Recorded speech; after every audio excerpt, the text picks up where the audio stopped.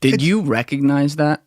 Yeah, I recognized it, but at the time when I was talking about when I was younger, things were different. There was a lot of money being made in Miami, a lot of different money, not just legit. No. You know? I was making crazy money, so I didn't need boxing. Oh, did you get into that business then? Yeah, I got into it. Everybody did. If you lived in Miami, you didn't have a choice. Kids walking down the street with a cart, pulling a little wagon with a 50-pound bale of weed in it. I love this topic. You just walked into a bear trap here. I love the whole like how Miami just exploded, and then it was all just It was insane. It wasn't most of the money coming through there even to this day. It's not legit money. It's crazy they shit. locked Miami down. Miami now, in Miami, the difference is fentanyl made a big. That's everywhere. It's so sad. It's sad, but it's the big thing down there, and fentanyl now because they don't even use heroin anymore. They take an ounce of fentanyl, cut it 35 times, and sell it for $3,000 an ounce. And it's so cheap for them to make it. They're doing it in China. And they're putting it through here to Mexico and then bring it here. Exactly. Crazy. So back then, I mean, were you like in the cocaine trade? Like, what was the? Yeah. I never saw cocaine. I moved to Miami. I was not involved in drugs. My father was a wise guy. He was involved in all that, but I never saw it. Never was involved. Never did anything. Oh, your dad was connected. Yeah. So my father was the numbers guy. He did the numbers all over Patterson and Passaic and Morris County, Passaic County. North Jersey. He did all the numbers. He did really big. So. You didn't want to get into that though? I was doing my own thing. I wasn't, But my cocaine in Miami. I was working at my night. They got me a job at a nightclub. One of the Mendoza group owned a nightclub in Coconut Grove called the Widow McCoy's, and Widow McCoy's is a cool club. All the young Cuban girls would come there and dance, and they were beautiful, man. The difference back when I was a kid, when I was over at the Widow McCoy's. The girls in New Jersey all wore blue jeans and had long hair and were smoking weed. That's all they did. Blue jeans. Girls in Miami were a little different. Girls in Miami had one-shoulder dresses with slits up the side, high heels, with lipstick, polished nails. Ripping lines of blow off a spoon. They were hot. They were hot, man. The girls were ripped. I mean, I was like, whoa, man, whoa. And it was beautiful. It was really nice. And then this kid comes to Widow McCoy's one night, and he pulls in a brand new 450 SL convertible. Gets out of the car. He's got a thick gold chain on with a big medallion with diamonds. He's got a Rolex watch on with diamonds. And I go, hey, your father and mother take care of you, right, kid? My father and mother take care of me. I just bought my father and mother a house. And I gave my mother a car and my father a truck. I go, yeah, how'd you do that? He throws me a box of matches from our club. He goes, open it. I open it up, and it was cocaine. He goes, that's a gram of coke. I sell these here. I sell maybe 25, 30 in a night. I sell them for $50. Oh, so he was a salesman. Like he wasn't even a distributor. Just a salesman making crazy money. I'll bet. He was selling. He said, I sell 5 to 7 ounces in your club every week. So you figure it out. Yeah. He goes, I'm making crazy money. Now, how much was he kicking back to the owners? To the owner of the clubs? Yeah. Nothing. No, he don't care. They didn't know about it? No, they didn't know. So I said, well, you're done here. He goes, oh, come on. No, you're going to give it to me. Yeah, now there's a price. I'm going to do it. So he goes, oh, man. I go, just sell me the ounce and I'll do it. So that's what we started doing. Because he used to come to my fights, too. So he knew who I was. So I started doing it. I give the bartender the package, and we'd sell it every night. And I would make a ton of money. I'm making $1,500 at the door. I was charging $3 to get in. $3 to get in at the door. Just to you. Yeah, there's no charge. Well, the owner of the place told me when I got the job, he says, Lou, listen, I'm going to let you manage the place. You be the bouncer and the manager. Oh, my God. He goes, but I want you to lose money. I don't want to win money. This is my loss leader. This is where I pay my taxes through this place because we're going to lose money. I said, I could do that. So I started charging at the door and keeping the money. And I started selling. I brought in Chevitz Regal. What does that do for him? Nothing. It does nothing. He don't want nothing. So I bring in 4 bottles of Chevitz Regal. The Cubans call it Chivas. Chivas Regal. Chivas Yeah. on the rocks. Yeah. So I would bring in 4 bottles of Chivas Regal and put a red line on it and tell the bartender to put that money in a different box. So he would pour it from my bottles every night into the box. And then I'd give him some money out of that and I'd keep the rest. But I was making crazy money then. I mean, I was making crazy ass money and it was great. It was off the hook. When did they get you that job? Like right away? No, about a month into me training. Okay, so while you were a pro, you were doing this too. Yeah. I was working at night as a manager of a nightclub. No shit. How long did you do that for? 2-3 years. Wow. 2 years. So then you come up on the end of your career. Your wife's got the business. You were invested in car washes and stuff. I had a car wash on Biscayne Boulevard. Good way to launder money. Just saying. But I was also doing the coke business, you know. Yeah, coke and like weed, marijuana. The boats would come off the shore, dump it in the water, and you go out with your boats and pick them up and bring back the bales. Have you ever seen the Cocaine Cowboys documentary? Oh yes, I know all those. So guys. like Mickey Monday and all them. I know all those guys. That's hilarious. Yeah, they were pilots. They were making big money. Boy, they made crazy ass money. I was so happy for them. So were you taking the boat out there and picking it up? Yeah. Oh my God. I had a Donzi with a 302 Chevy engine in it. I used to fly out, grab 4, 5, 6 bales, come back, and they pay you there. They pay you at the shore. You give them the bales, they give you the money, go back out and get another. Who would pay you at the shore? The people who owned the weed, they put it on the trucks. Oh, so you would, in addition to doing what you were doing, you would also just be the gopher to Just go out go and get it actually and bring get it back. And you get paid to go get it and bring it back. Yeah, they pay everybody. They have a bunch of people there in boats going out and picking So you up. never have to sell it. You're talking about a big ship coming, just throwing bales in the water, and you guys pick them up, throw them in your boat, bring them back to shore. You give them you have to take at least 4. You give them. I used to take 6. Give them the 6, and they pay you. But I have my wife or a friend of mine sitting in the car, pay them, and I go back out again, go in and out. So this part of the business, you weren't even selling anything. You were just going and picking it up. Picking it up. Now, how often did you do that? And then when it got into shore, after you got everything off, and they took it to a warehouse, you want to go and pick up bales. You could buy them. You want bales there. And then price it out and then sell sell it. it. Yeah. Right. So I used to bring mine back to Jersey because that's where you get the most money. You buy it in Miami you could buy dirt weed in Miami for $60. Was this weed and coke, or was it just weed and coke? It was both. Yeah. So they drop it off because they would do it. What's that called? In Miami, there was like the hotel or the apartment building on the corner where they'd have the people in binoculars watching. You know what I'm talking about? Like Key Biscayne? Yeah, I think that's it. Yeah. So then they would dump it like 3-4 miles out, and you were one of the guys who would go get it. Yeah. And bring it back. Yeah. Now, how many days a week were you doing that? Oh no, not weeks. It was once a month or twice a month. That's it. Yeah. Okay. Yeah, you get $15,000. Go out and pick it up. $15,000 to go pick it up off the ocean. Yeah, and bring it back. And every trip you get $15,000. Now, how did you? What was the system they had? They had tracking devices on it. On the weed? Yeah. No. What? Like, how did you? Not that time. So, how did you identify where it was? It's right there. The ship's right there. They're throwing it in the water. Oh, so they wait till you get there. No, they don't wait. They're throwing it in. As soon as they get there, they're throwing it in. They're looking for people with boats to go out there and get it. The drug dealers, go get it, go get it, go get it. Yeah, I knew all the drug dealers. I knew the people from being in the clubs. So they would ask me, you got a boat? I go, yeah, I got a boat. They go, you want to make some money? Yeah, I want to make some money. Okay, here's what you got to do. And I said, let's go. And that's when I started going. All right, so let me understand this. They're flying in the plane. Maybe they're coming from the Bahamas at this point because they would start in Colombia, right. And then they'd fly to Bahamas. I forget, did they drop off stuff there too? Yeah. Okay. In the Bahamas, yeah. They dropped off stuff there. Then they'd come from the Bahamas and shoot west directly towards Miami. So when they go to take off, it's whatever it is, like a 15-minute flight, whatever it is. They're taking off in the Bahamas, and they're going to be there. So if there's not a boat out there, they're still dumping it? Yeah, of course. So sometimes, how long would they come in ships too? I'm sure. Marijuana usually came in a ship. Coke came in a plane. So the boat would just dump it? Dump the bales right off. They keep throwing the bales off. What was the longest time it was sitting there before you got there? Sometimes 20 minutes. How did you know where it was going to be? It's a fucking ocean. ocean. They tell you right where it's going. But it's an ocean. There's a big ship there. A big giant ship. I know, but then you got like a container ship. There's waves and shit. Like it's going to float away. No, it's not like there's no waves. There's no waves like that. No, it's right there. I shouldn't say waves. There's like currents, though. No, it's not that bad. Believe me, they know what they're doing. If the ship's right there, the stuff they throw it in the water, it's an actual big circle of it.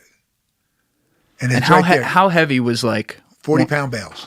I grab one bale, throw it in the truck, another one, throw it in the back. I just kept throwing one hand on the wheel, grabbing the bales and throwing them in. And then I turn the boat around, go in. Pick up my money and go back and get another one. Sometimes you can make 5 trips before the Coast Guard comes. So they would dump them in heats. They would do like one circle, come back around, do another. Unless the Coast Guard saw the big ship and saw them circling, then they'd have to go. They'd have to get out. How many was the most they'd do? 6? You were saying?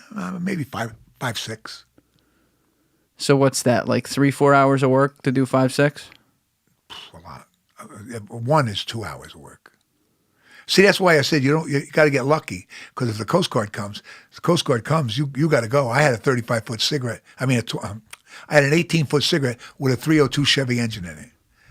So I used to hit that. How fast could that go? It was 75 on the water. But it was only 3 miles out. It took you 2 hours a trip? No, it's not 3 miles out. Less than that. How far out was it? Maybe 1.5 miles. So how's it taking 2 hours a trip? 2 hours. Who said 2 hours? You were saying. I said 2 hours for all the boat to get rid of whatever they dropped in the water, and then you come back in. Wait. 2 hours of going back and forth. You're right. Okay. Total, you're saying. Yes. And that includes like the drop off and everything. Yeah. 2 hours of picking up, dropping off, picking up, dropping off, picking up, dropping off, as much as you can before the Coast Guard comes. Now, did they like? Because saltwater spoils Coke, especially. I mean, it spoils everything, but it spoils Coke completely. Coke? No, Coke's wrapped. So how would they do Coke it? would be in like 20-kilo packages or 40-kilo packages, big packages. Now, what would they wrap it in? Well, the individual kilos wrapped in plastic. Right, and then what else? The big things like a rubber thing, though, it floats. It would just float. The stuff would just float. A big package would float. You pull it in the boat, take off. Now, did they put like any, I guess they don't need to because it already weighs 40 pounds, but was there anything to like kind of, because I'm still trying to picture this, like keep it in the same area? Because if I'm a mile off, right, and it's the Atlantic Ocean, and I dump something, it's 40 pounds, 50 pounds, whatever it is, if I let 20 minutes go by, it could be a half a mile that way. Maybe not a half a mile. They know what they're doing. There's no current. Right there. It's right there. When we pull out there, they're right there. Right there in front of you. You can't miss them. They're right there. Now, were you doing, I imagine you're doing a check as you're going out, like, do I see any Coast Guard boats? Like, oh, no, you got to take a look because the Coast Guard comes. Coast Guard usually, before they caught on, they had the big light in the front. So you say they got that big light. Wait, are you doing this at night? Yeah. Always at night? Yeah, always at night. I guess that makes sense because you can see the fucking plane during the day. I mean, see the big ship out there a mile off. Like, what the fuck's he doing? You know those planes that like fly by the beach with the sign on them? You just see one of those flying by, like, oh, what's that coming out the back? See a boat come right there. Funny, I'm coming home from the port of Miami one day. I'm on the airport expressway, and I'm in traffic, and I see this DC-9 low flying over South Miami. I go, and it had the side door open. I go, that motherfucker, he's going to drop stuff. He's dropping. So I shoot out of the traffic. I go all the way back down, and I'm following the plane. He's throwing stuff out of the plane because the police are yelling to him in the cars, land that plane. So he's throwing all the coke out of the plane, and it's hitting houses and busting. And one guy's outside, he's watering his lawn, and the kilo hits his shirt, and it's all over, the coke busted. And the guy goes, "What the fuck is that?" And I'm going, yo, don't worry, I'll clean it up. No, I'm calling the police. I said, don't do that, let me clean it up. You're out there with a fucking dustpan. I'm trying to clean it up. Shut up, leave it alone. The guy wouldn't let me. The guy would call the cops. He wouldn't let you on the property. He called the cops. Oh, there was my like 40, God. 50 kilos that just said, maybe one broke, and it's all over the place. And he got mad as shit. I go, leave it alone. It's cocaine. Don't worry about it. He goes, no, I'm calling the police. I go, oh, whatever. Oh my god! Idiot, we can make 100,000 right now. Did you? Yeah, at least. I mean, you could be talking millions depending on how much dropped. Yeah, I said, let it go. I'll get rid of it. We'll make a ton of money. He goes, no. Get out of here. Get out of here. You didn't see it that way.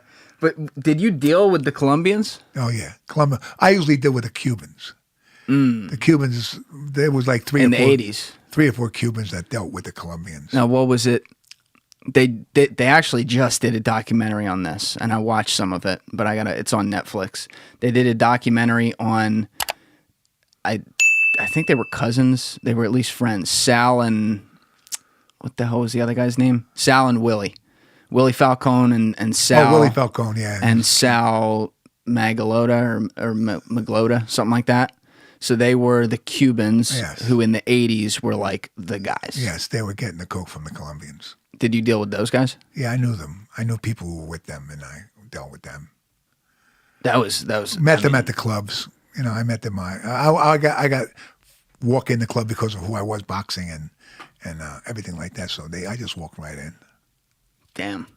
So you towards the end of your career, that's when you were getting losses because you weren't into it anymore because you were doing this. Yeah, making money, crazy money. So what? Like, did you have a conversation with Dundee? No, I didn't. They didn't know what I was doing.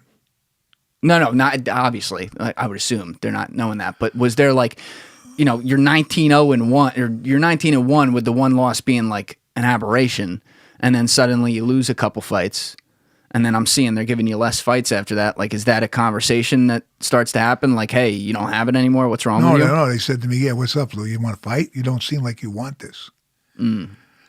I said, just so busy. They said, no, you're not supposed to be busy. This is your fight. This is your life. You're supposed to be doing this. And they wanted me to come, get back into it and try harder. But I was married and, it just my wife was pregnant. And, I promised her when she got pregnant I would retire. So that was another thing. She was bugging me about, I don't want you talking through an interpreter to the kids. So I said, that's not going to happen. I'm a pitcher, not a catcher. And she said, no, I don't want nothing to happen to you. So that's in your head a little bit. I mean, did you ever feel hazy? No. I mean, yeah, you get punched a good shot, but nothing where it hurt, You weren't letting people punch you too much either. I was trying not to. Yeah, I mean, it's just not, if people go look at your record on BoxRec, knockout, everything's a knockout. How many times did you even go the distance? I think you went the distance in Madison Square Garden. Yes. With Rojas in 77. What's it like fighting in the Garden? That's a good question. It's outrageous. You get the willies walking in because you're talking about Madison Square Garden, Yeah. You hear the announcer in the ring as you're coming towards the ring. It's unbelievable. It's great. What a feeling. And that's like your home arena too. Yeah, growing up in North Jersey, being right there. Yeah. And were you an undercard on that one? Yeah. And who was fighting that night? Jerry Cooney. Jerry Cooney knocked out Ken Norton, hit him in the throat. I've seen the video of that fight. I fought after them. I wasn't supposed to fight because the fight was... That's like a famous fight. It was supposed to be a 12-round fight. So Cooney knocks him out in the first round. Yeah. So they called me. They yelled to me, Lou, you got to fight. What? The fight's over. I'm dressed. I'm leaving. They go, no, you got to get ready. You got to fight. Damn it. So it wasn't even planned.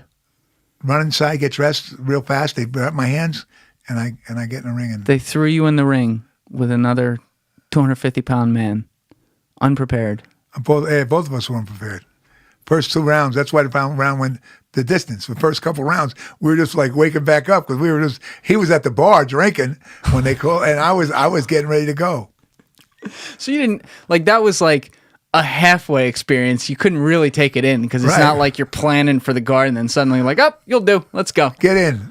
We need you to fill a time for TV. Get in. Do you know how many lawsuits there would be today if they let that happen?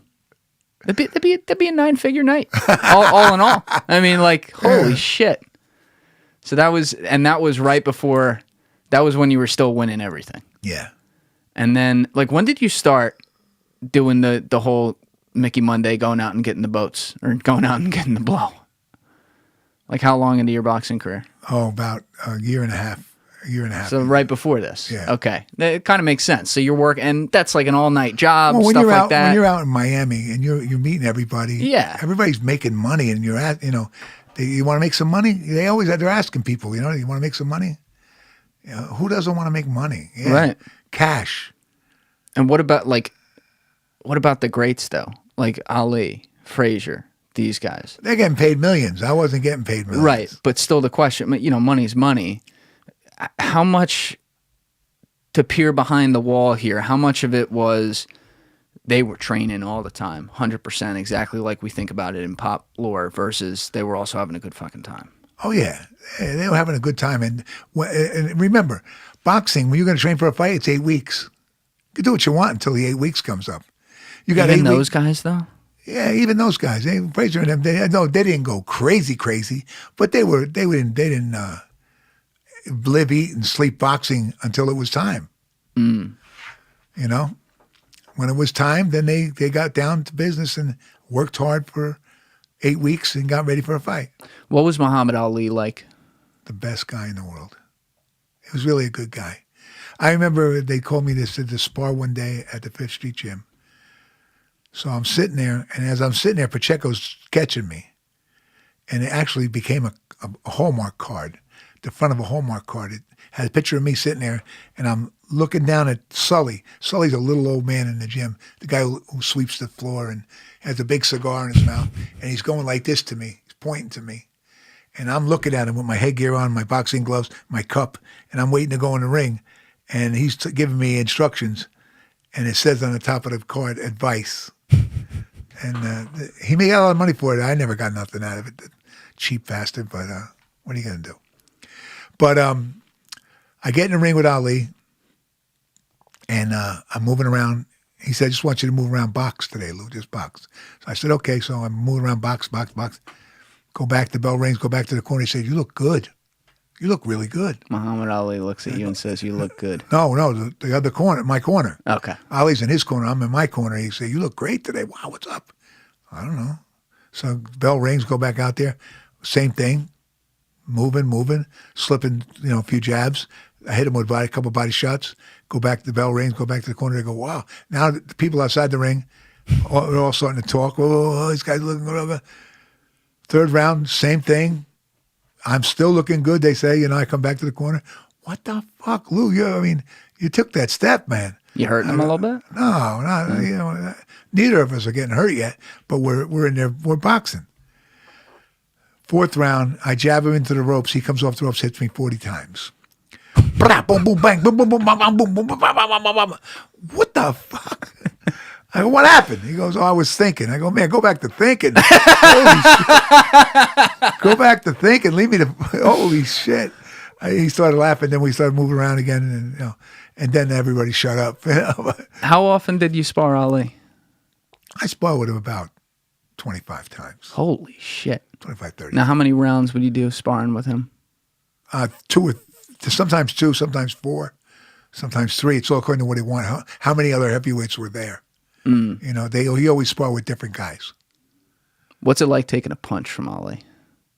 He was so fast.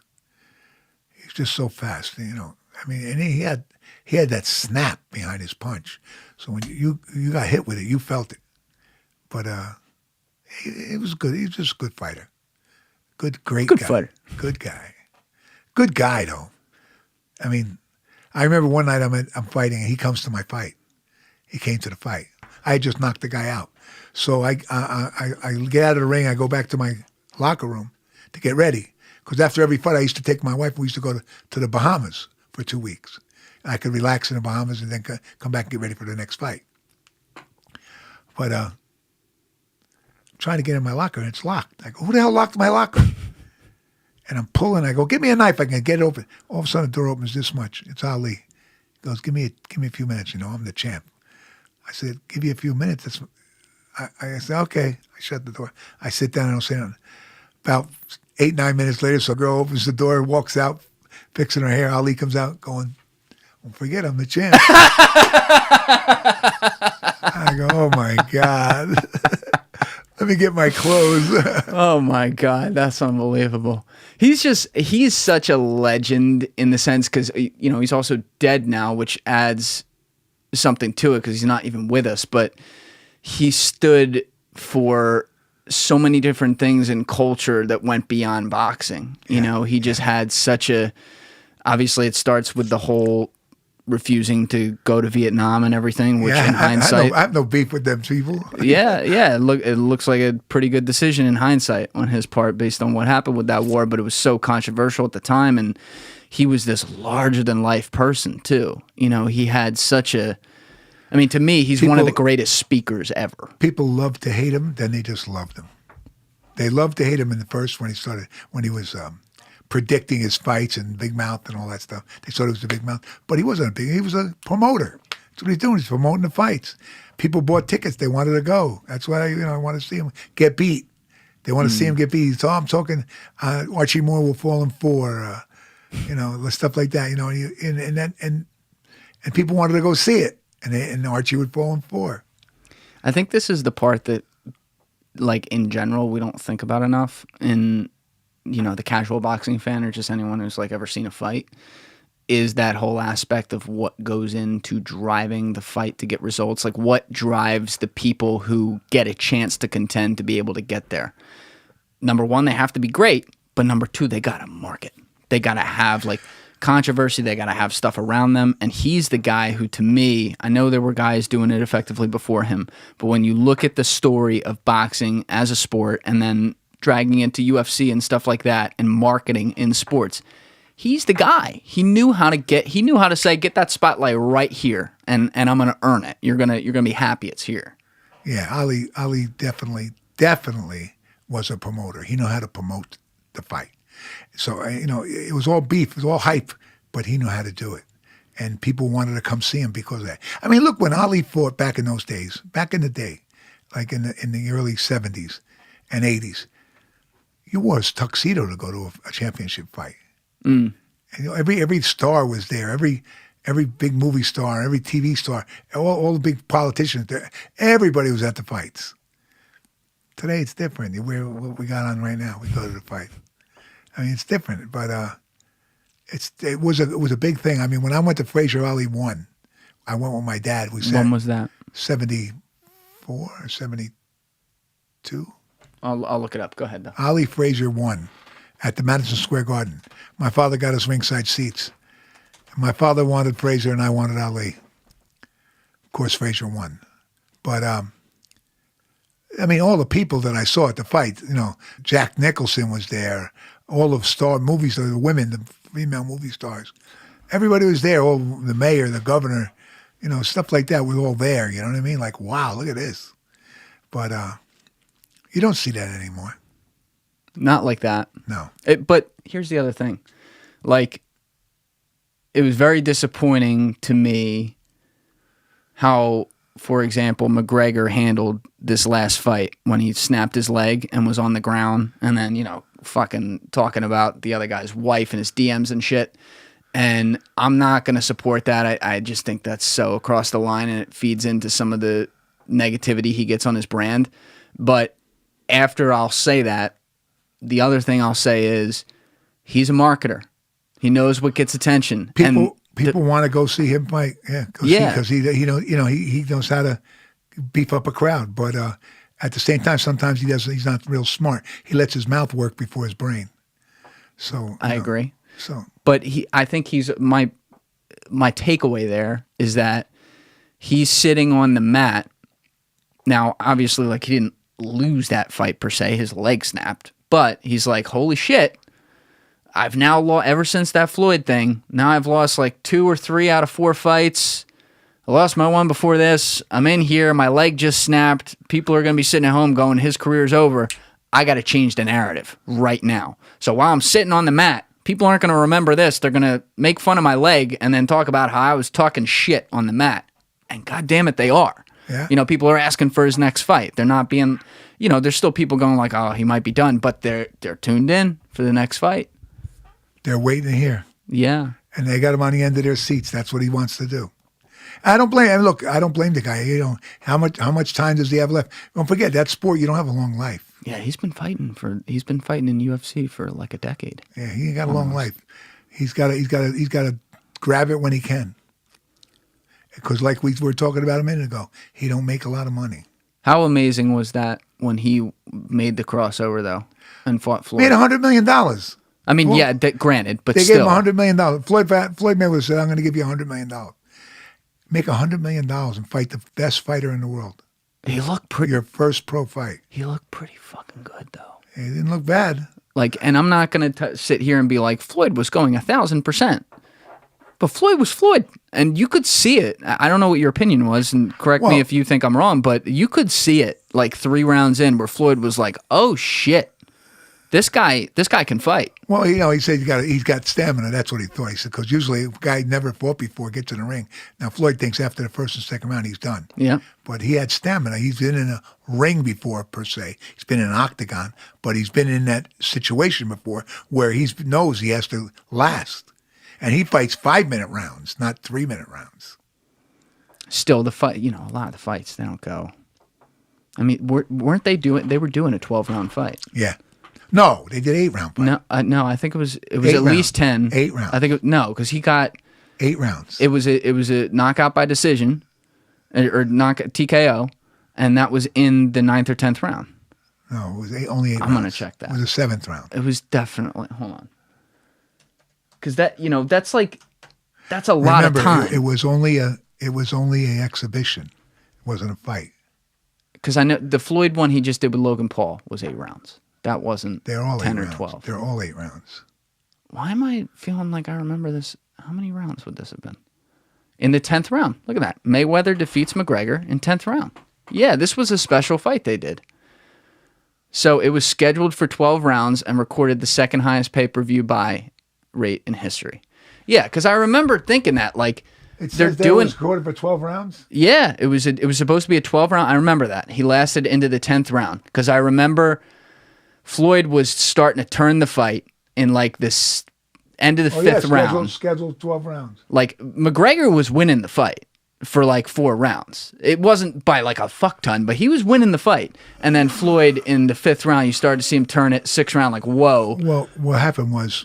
Floyd saw him keep dropping the hand, yep. And then he just threw the right hand over it, kept throwing there. So from the 5th round on, he kept hitting him with the right, and McGregor couldn't get out of the way, and that was the end of it. That was the end. Now you were saying Ali is your greatest of all time. When you hear people say that Floyd is pound for pound the best ever, what do you think of that? I like Floyd Mayweather. I think he's really, really great for boxing. The money he makes. He's another promoter like Ali was. He's probably bigger than Ali because he's making so much more.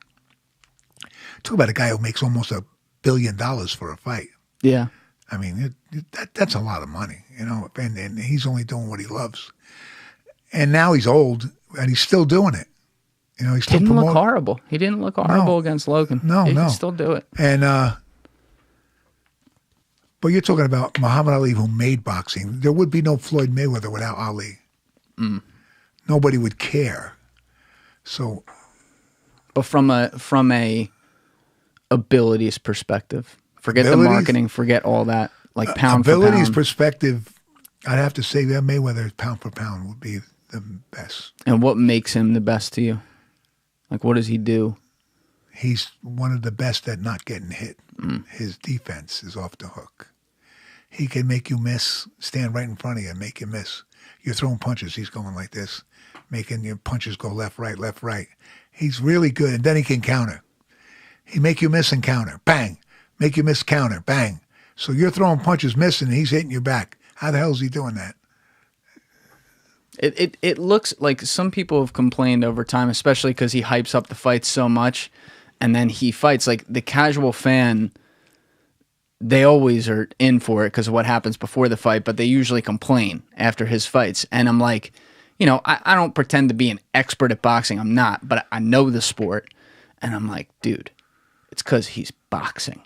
he's the best boxer. You want to see someone knock someone out in the second round. That's not what he does. That's right. That's not what he does. The guy, from my eyes, from very, very amateur eyes, it's like I look at his footwork and then his speed and quickness that you were just alluding to with that footwork, and I'm like, I've never seen. It's like a dance. It's like watching someone tango for the first time from Cuba. Or from Spain. I get the country wrong, but wherever it's from, like, it's unbelievable. Yeah, he's unbelievable. He knows his way around the ring. I mean, you can't take that away from him. He can make you miss and then counter, and that's his big ticket. That's what he wants. That's what he gets away with. He can make you miss and then counter, so he gets a score. You don't have to work hard; just has to win the fight. Nobody says he has to knock you out, like you said. You don't have to knock you out. I just have to win the fight. I'm here to win the fight. That's all. He doesn't have it. People get mad. People get mad because he doesn't knock people out. That's what I'm saying. They like the average person is just like, he doesn't beat the shit out of anyone. That's not. I mean, he beats them up. He beat Pacquiao with his left hand. I think I saw him use his right for real like twice.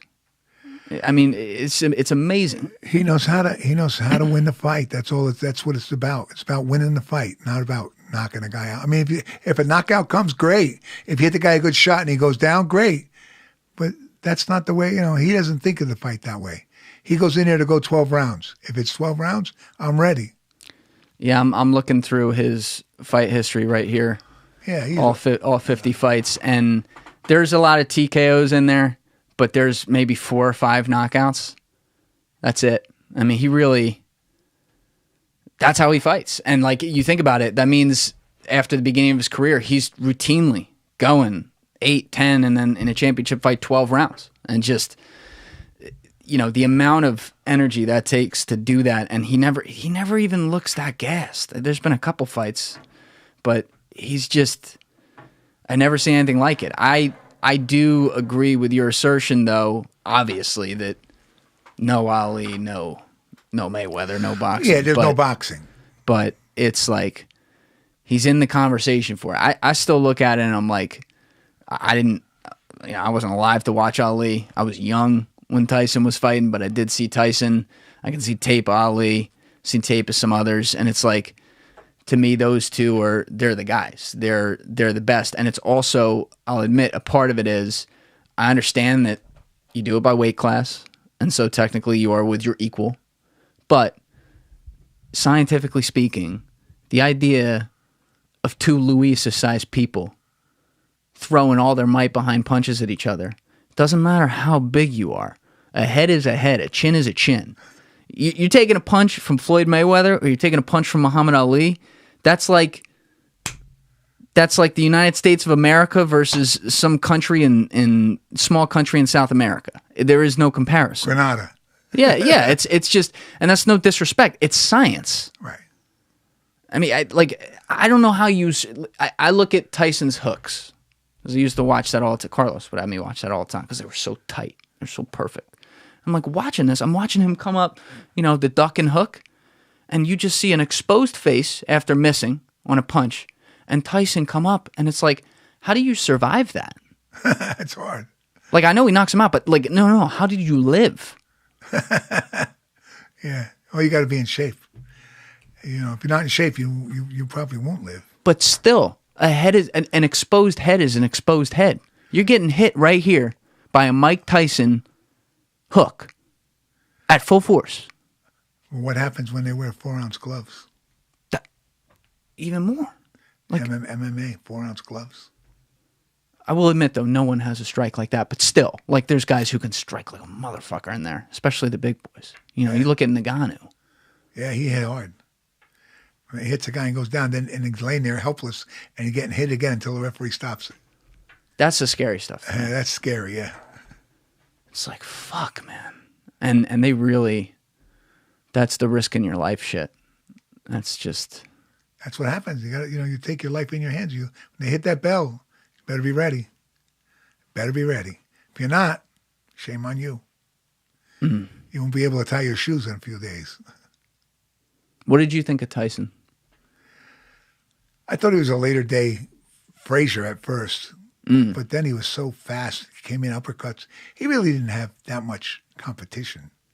in the beginning. But don't forget, it's only his beginning of his career. So, but Pull then that mic in just a little bit. then he fought everybody. You can pull it too, by That's the way. all right. You can bring it to you. He fought everybody. So you can't take it away from him. He fought everybody that was there.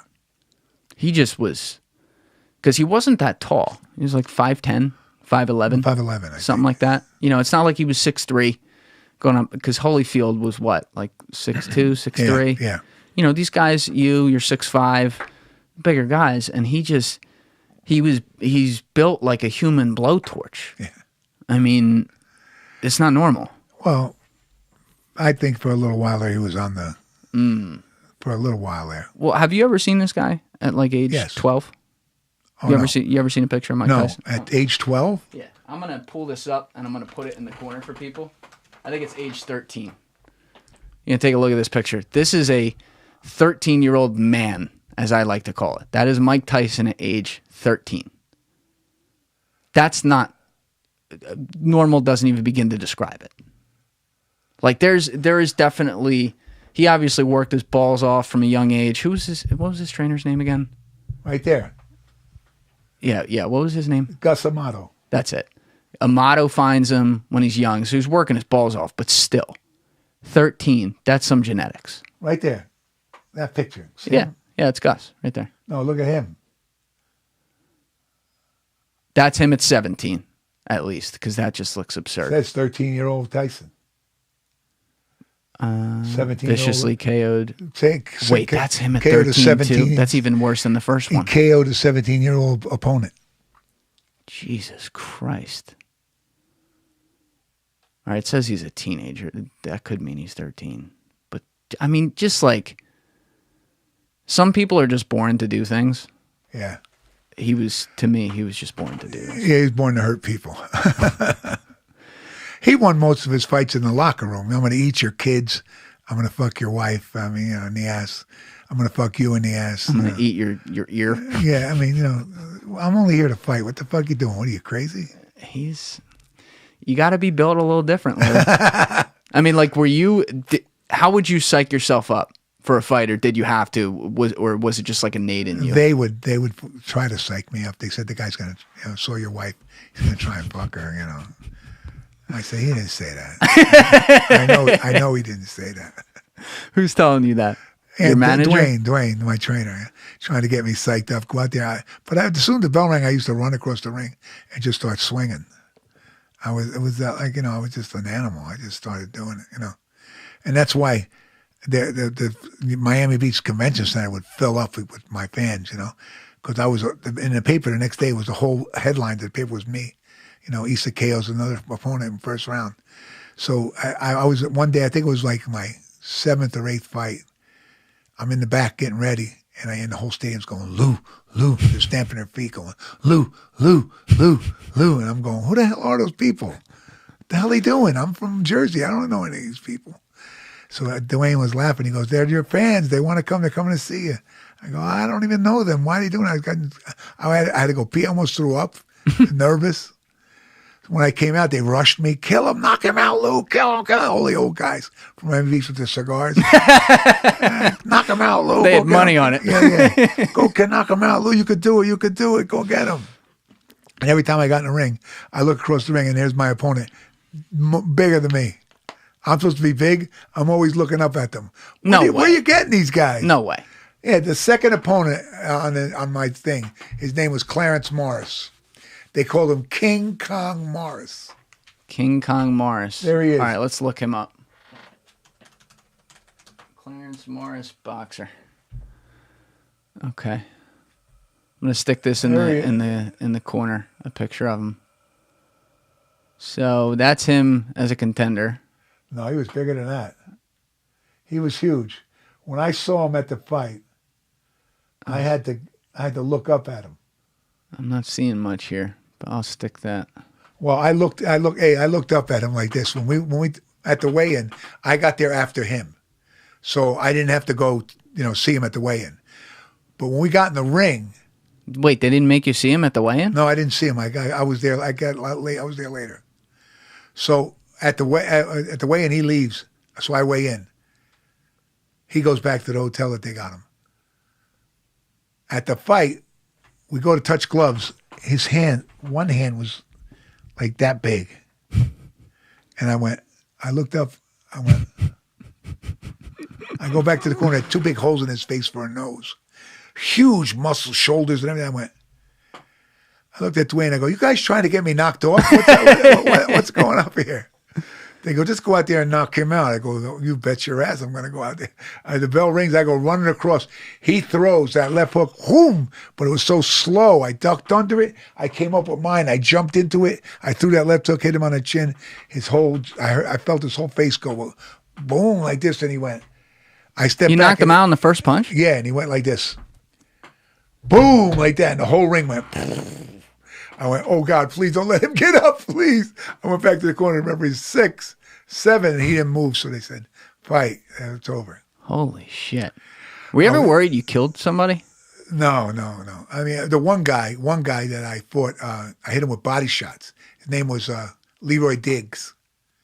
He's... I'll pull it up. What fight was that? Probably my 5th. Well, Leroy Diggs. I'll get boxer on the end of it. Is that him? That's him. Here he is now. Yeah, I guess. I don't know. Philly guy. I guess. But he was doing really good. First round, he had a slapping jab like Ali. And he was at the gym for a few days before our fight. So he had that slapping jab. I saw the jab when I was sparring with other guys. Oh, he was at Fifth Street Gym? Yeah, they brought him in to train a few days before the fight because I guess he was from Philly. So 2 guys who were about to fight each other. Yeah, at the gym, same gym. So that's nuts. So he hits me with that slapping jab, and I can't get out of the way of it. I don't know why. I just can't get out of the way. So the end of the 3rd round, the referee comes. My eyes closed. He says, Lou, you got 1 more round. You can't see. I'm going to stop the fight. I said, I know what to do. Were they cutting it open? No, they don't do that. They don't do that? It's only rock. It's only okay. So I don't know. I got to check. No, they don't do that. I at the end of the 3rd round, before the bell rang, I hit him with a body shot, and he spit his mouthpiece all the way across the ring. So I knew, hit him to the body, and it's over. So the next round, I go out there, and he's a little hesitant because I hit him to the body. I jab him to the ropes, and then I throw that left to the body, and I hit him with that left. And he went, oh, and he sat down on the rope, and I jumped to the right, hit him with the right to the body. Jumped to the left, hit him with the left to the body. Jumped to the right. I hit him with 3 or 4 punches to the body, and the referee pulled me off, and he started counting them. 1, 2, and he couldn't get off the rope. He couldn't get up because of the body shots. He couldn't get up. And he sent me a letter 3 months later. He goes, I'm still pissed and pink. Jesus Christ. He goes, what the hell did you hit me with? He wanted to look in the gloves. He came after the fight, and he said, I want to see his hands after they took the gloves off, and he thought maybe I had something in there. He checked it. You were hitting him that hard. Yeah. And then another kid I fought in Orlando. I fought a kid in Orlando. He comes in the locker room. He goes, you're good. I'm just pulling it back to you. How's that? Is that okay? Yep. He comes in the locker room, and he goes, I got goddamn lumps on my head. He goes, what the hell is in your... I said, I have nothing, just my hands. So he goes, shit, you put lumps on my head. I feel like I got antlers. And so what happened was he hit me a good shot to the mouth. And when he did, I got mad, and I jabbed him into the ropes, and I hit him with a body shot. When he bent over, I just kept swinging at him, and I was hitting him in the top of the head, and he just fell forward and fell out. I knocked him out, but... yeah, he came in the locker room. He goes, hey, I just want to let you know I got lumps on my head. I go, I'm sorry, man. I didn't mean to, He goes, it's all right. I just wanted to let you know. How much of it, because we see it all the time with guys who legitimately hate each other. It's not just a ploy, there's some guys. Did you have anyone like that? No. Plant, you're talking about like Plant and Canelo. Yeah, and there's a lot like that. You know what I mean? Like these different fighters who just fucking hate each other. And I'm trying to picture you with it, and I can't because the way you talk about this, it was kind of like your whole approach was, all right, I guess I'll go in there and knock him out. Yeah. Oh, okay, we're done. Let's go out. Yeah, that's the way it was. So relaxed. That's the way it was with me. I just didn't, it was fun. I really had a good time. I had a lot of fun doing it, and the rewards were so good. I mean. be able to walk around Miami and people know who you are and things like that. It means that you're being recognized for what you do. And that's important to people, That's important to me, too. When I was doing it, it's important that people know who I am, Aren't you Luisa? Yeah. I saw you fight. You're like crazy. I go, thanks. And then they buy you dinner or they buy you a drink. I'm not drinking. I'm fighting, remember? And you were, I guess at your peak, you were what, like 5th or 6th ranked or something like that? 10th. 10th. Pretty high. I mean, that was the golden era of heavyweight boxing.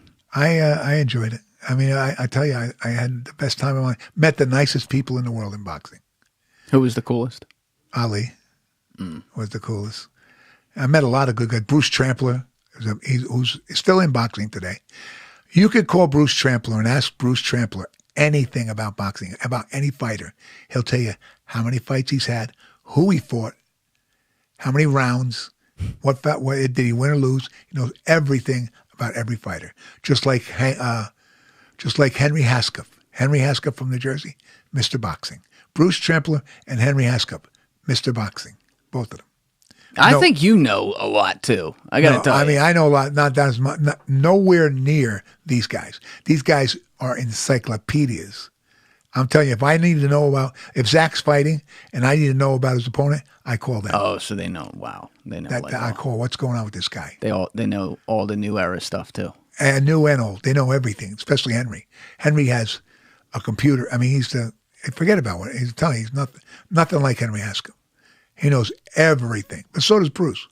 Bruce Trampler is the same way. He's a matchmaker for Top Rank, Bruce Trampler. So he has to know fighters, so he makes good fights. What goes into that besides just looking at records and where a guy's from, if there's any marketing? Styles. Styles. You got to pick the guy's styles. Styles make fights. Two good styles together. Wow, it's a good fight. So, like... Got a puncher and a boxer. That's what you want.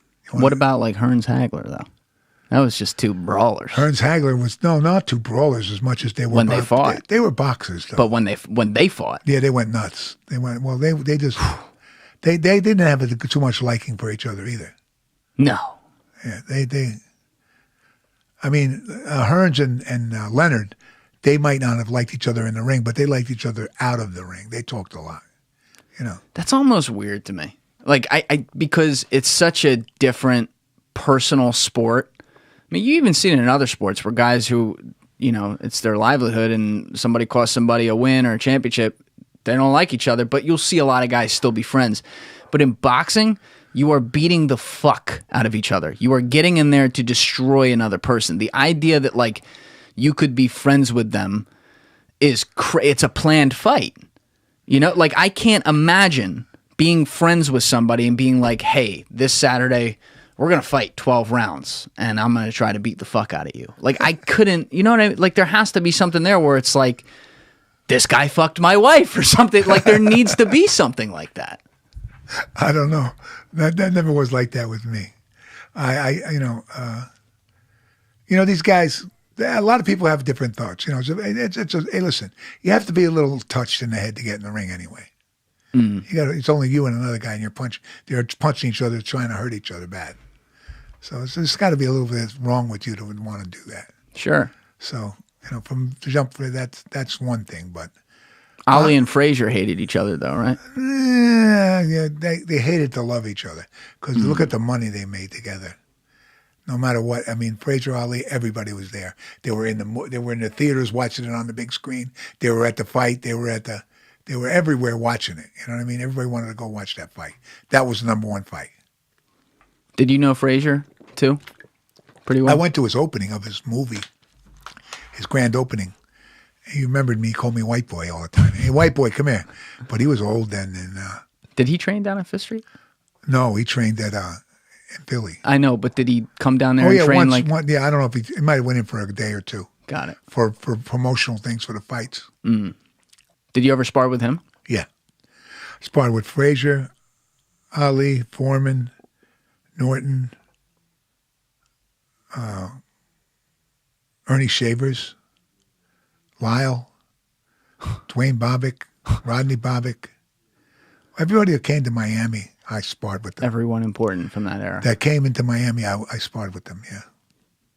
Now, I think it all blends together sometimes with me. Like, I can't remember who told me what or whatever, but I've said this before, so I want to set the record straight if I have it right or if someone else was making this up or if it was you that told me. I don't remember.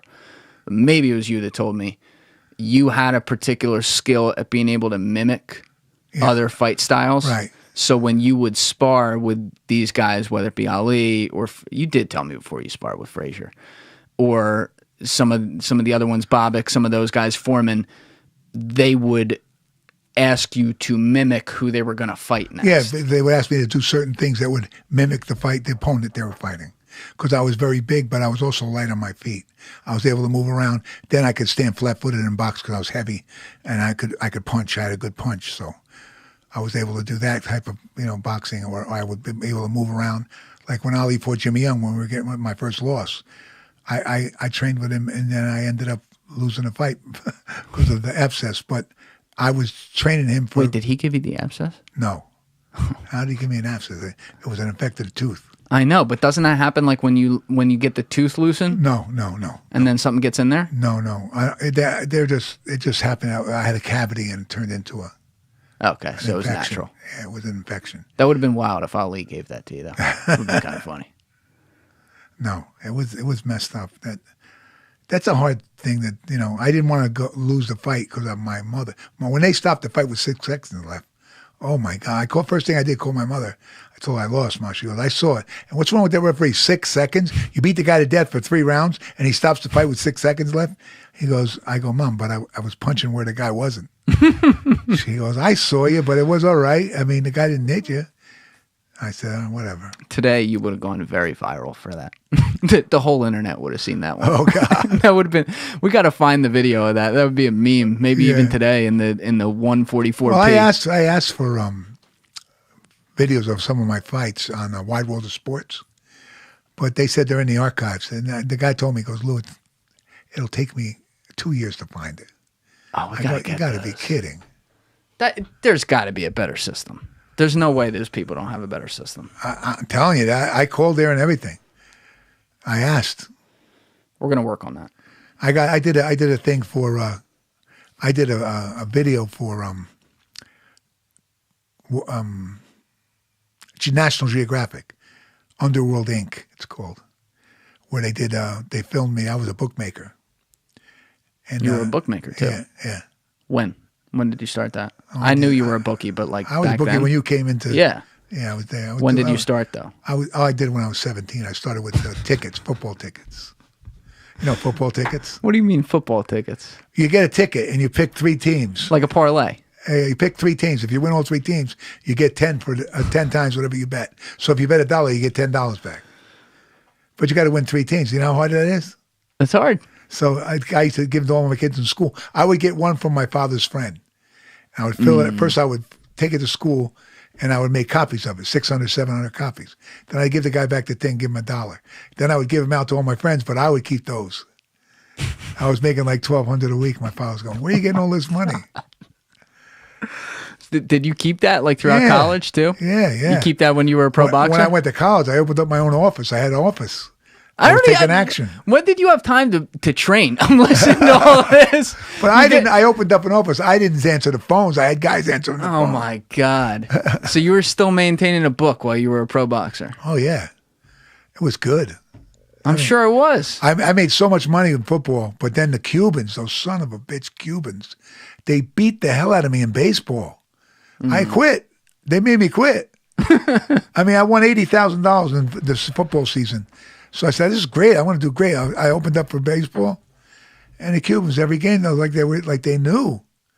knew every game, and they hit me. They beat the hell out of me. I quit. I said, "I'm done."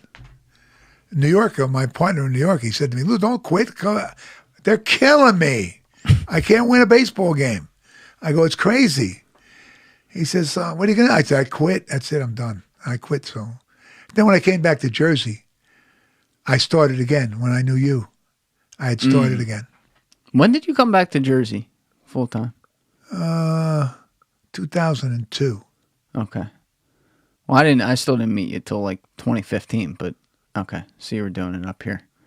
I mean, look, I always tell people in North Jersey, you want a bookie, lick your finger, hold it up to the wind. You'll get Gonna one. be someone walking right down the street. Very, very easy, but different world now than it was for sure. It's coming back though. You think so? Well, it's coming back, but it's also betting. It's still also hard here. because it's legal now. That's what I'm saying. Like, But here's the thing. Here's the thing about legal betting. You go to the track. Let's say you go to Meadowlands. You want to bet on a football game. You bet. You get a ticket. Now, if you win, they want the taxes right then and there. Mm. And you have to have the money to bet. If you bet with me on the phone, you call me all week and bet. And then Sunday, when Sunday rolls around, the next following Monday, you have to pay up. You pay. Now, what happens when they don't pay? You know, you read it in the newspaper, you've seen it on TV. You know what this is. See, you don't even need a bet though. You go as yourself. Yeah, well, I mean, I've done it a million times. I tell people like when I did the thing for Underworld Inc. You could look for it. Now, how did that come together, and what was that? A friend of mine, they asked him they want to know about bookmaking, so he called me, Louie. They want to know about bookmaking, old and new. Would you want to do it? I go, how much? They go, they'll pay you $7,500. They tell them to come now. Come on in. So they did it at the gym at Whitfinning. Come on. Yeah, you could get it. I got it. You got to go to National Geographic Underworld Inc. I definitely. It might be on YouTube. Underworld Inc. Lou Eset. We're not going to be able to play it on here because it's I know. YouTube. I just want to see if yours specifically exists on YouTube. Now you got to put in, when you put Underworld Inc., you got to put illegal gambling. All right. Illegal Underworld gambling. Inc. Illegal gambling. And you're giving this interview and 55 minutes is all me. Still operating a book. Yeah. That's what you call fearlessness right there. All right, so I can get this later. That's me right there, Big Lou. Did you just go by Big Lou? Yeah, they didn't know my last name. They didn't even give you your last name. Yeah. But I mean, I'm at the gym and everything. You know who I am. That's I'm in the bags. Of course you know who you are. They're not giving you the darkened screen. No, with yeah, the everybody deep else voice. did that. I'm the only one that did. My son called me. He goes, everybody's calling me, telling me you're on TV talking about bookmaking. He goes, you're going to get arrested. I go, why would I get arrested? One of my friends who works with the state police, he called me. He goes, you should get an Oscar for that. Oh my God. I go, I should. They should give me. That's they were going to come back and do incredible. more. They wanted to do more. They wanted to do every day in a bookmaker. Like they wanted to do like a weekly thing, like a a reality show. Oh my God. So I met a guy at a diner. Gave me $10,000. One of my friends, I told him bring 10,000 and give me 10,000. So I counted and I said, okay. I said, Mr. Governor Christie, I said, when you legalize gambling, I'll work for you. In the meantime, I got this. Oh my God. It's in that show. You'll I have see to it. watch that. You'll see it. That's incredible. Thank you guys for checking out this clip. If you haven't already subscribed, please subscribe and hit the like button on this video. It is a huge, huge help. And if you'd like to check out this clip's full podcast episode, that link is in the description below or right here. And finally, you can follow me on Instagram and X by using the links in my description below.